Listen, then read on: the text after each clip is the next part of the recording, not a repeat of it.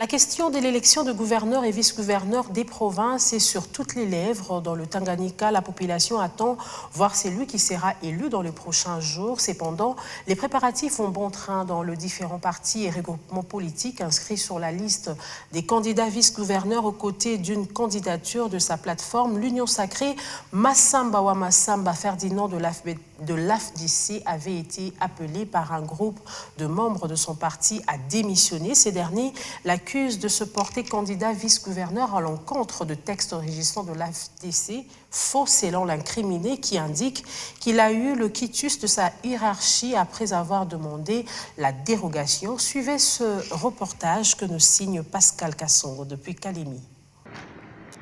L'élection des gouverneurs annoncée par la Commission électorale nationale indépendante CENI continue à faire couler beaucoup d'encre de salive. Tanganyika, l'une des provinces concernées, attend impatiemment cet événement. Dans les différents partis et regroupements politiques, l'on assiste à des préparatifs en prélude de cet événement et des ambitions sont exprimées.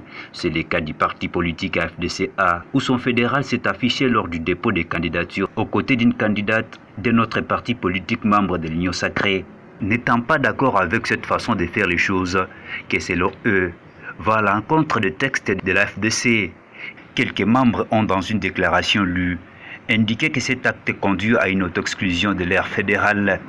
Étant réunis dans une réunion d'urgence, nous avons pris acte de l'auto-exclusion de notre cher parti de M. Massamba wa Massamba Ferdinand, qui, de sa propre initiative, s'est résolu de postuler au poste du vice-gouverneur de la province du Tanganyika, se faisant cholestier de Madame Mwayuma Jili, qui du reste est une candidate soutenue par nos détracteurs. Nous citons le Front commun pour le Congo. Pour sa part, M. Massamba wa Massamba Ferdinand qualifie cette déclaration d'un coup d'épée dans l'eau. Celui-ci affirme tout d'abord que les partis FDC qu'il dirige au Tanganyika se portent bien. Et lui se présente comme candidat vice-gouverneur après l'accord de sa hiérarchie et a donc les mandats de son parti. Moi, je suis désigné par une décision de l'autorité morale. La décision qui vient de Kinshasa me donne un mandat de 5 ans.